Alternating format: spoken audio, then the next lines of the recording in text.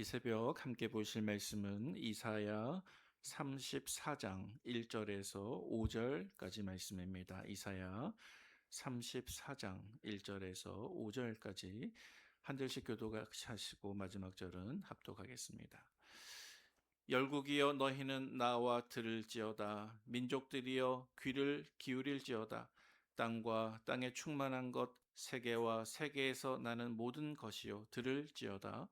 대저 여호와께서 열방을 향하여 진노하시며 그들의 만군을 향하여 분내사 그들을 진멸하시며 사륙당하게 하셨은즉 그 사륙당한 자는 내 던져진 바 되며 그 사체에 악취가 솟아오르고 그 피에 산들이 녹을 것이며 하늘의 만상이 사라지고 하늘들이 두루마리 같이 말리되 그 만상의 쇠전함이 포도나무 잎이 마름 같고 무화과 나무 잎이 마름 같으리라. 함께요.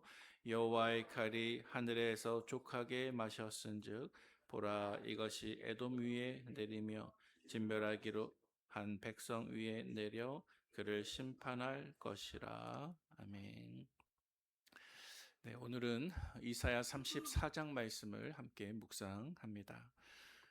이사야 34장 말씀은 지난 주간에 묵상하신 이사야 30장 이하 본문에 등장하는 아수르에 대한 심판의 말씀과 이어지는 본문이지만 그 심판의 범위가 보다 더 확장되고 있습니다.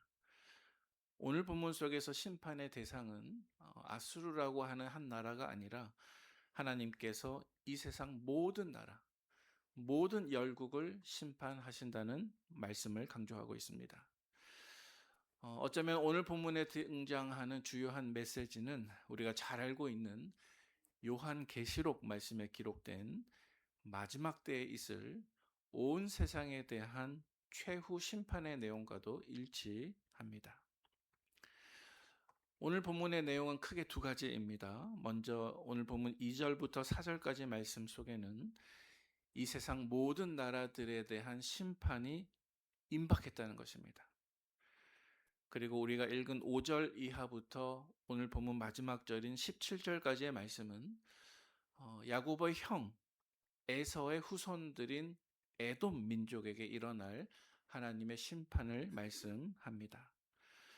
자, 그런데 이 두 번째 내용을 우리가 해석할 때에 한 가지 기억해야 할 중요한 사실이 있습니다. 그것은 오늘 본문 속에서 온 세상 열방에 대한 심판에 이어 에돔 민족에 대한 심판을 기록하고 있지만 이 말씀 속에서 기록되어 있는 에돔에 대한 심판은 한 고대 국가, 한 특정 민족에 대한 심판이 아닙니다.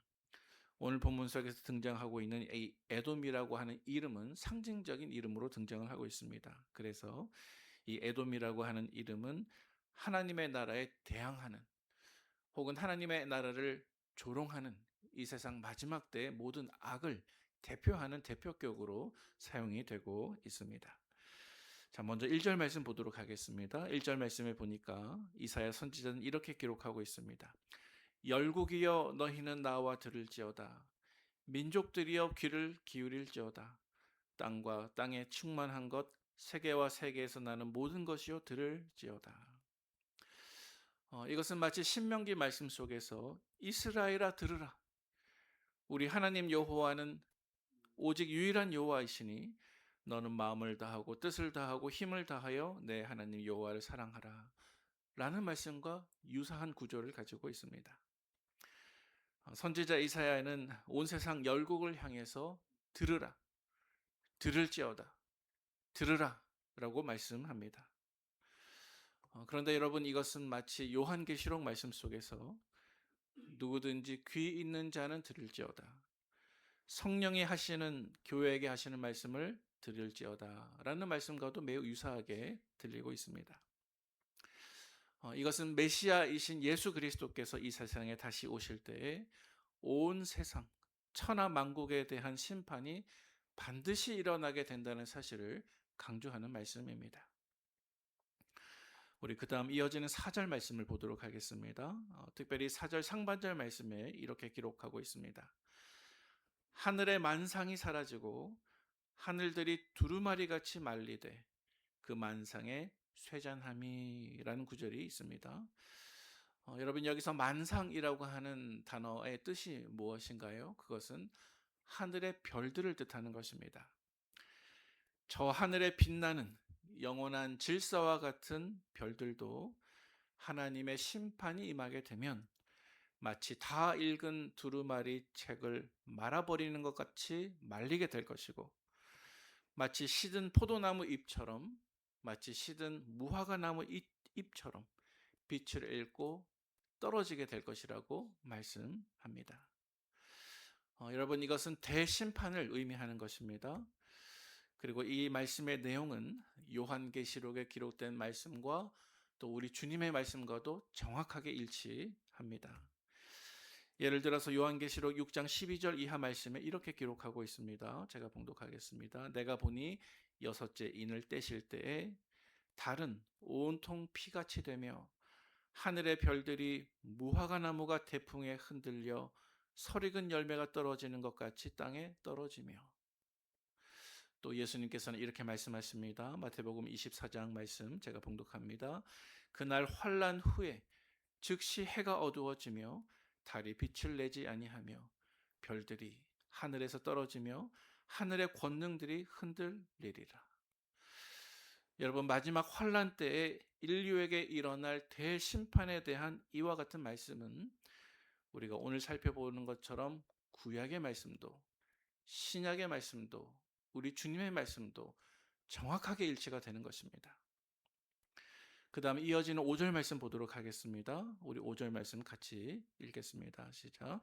여호와의 칼이 하늘에서 족하게 마셨은즉 보라 이것이 에돔 위에 내리며 진멸하시기로 한 백성 위에 내려 그를 심판할 것이라. 아멘. 자, 이 5절 말씀 속에 에돔이라고 하는 이름이 등장하고 있죠. 자, 그런데 여기서 말하고 있는 에돔은 제가 앞에서 말씀드린 것처럼 한 고대 국가나 특정 민족을 넘어서서 하나님의 나라를 대적하고 또 하나님의 백성들을 조롱하는 이 세상의 영적인 악의 대표로 사용되고 있습니다. 이 5절 이하의 말씀은 에돔에 미칠 하나님의 심판의 말씀입니다. 자, 역사적으로 이 에돔 민족의 조상이 누구입니까? 바로 야곱의 쌍둥이 형인 에서가 이 에돔 민족의 조상입니다. 그들은 에서의 후손들입니다. 자, 그런데 성경을 보면 민수기 말씀에 기록되어 있는 것처럼 그들은 역사 안에서 이스라엘 민족이 출애굽할 때에 가나안 땅으로 가는 그 길을 가로막고 비켜주지 않습니다. 그 길을 열어주지 않음으로써 하나님의 나라를 대적했고 또 이스라엘을 구원하고자 했던 하나님의 계획을 방해했습니다. 또 뿐만이 아닙니다. 기원전 586년 예루살렘이 바벨론에 의해서 완전히 패망을 당합니다. 그런데 예루살렘이 바벨론에게 멸망당할 때 그 예루살렘의 멸망을 바라보면서 에돔 민족은 기뻐하고 조롱했습니다.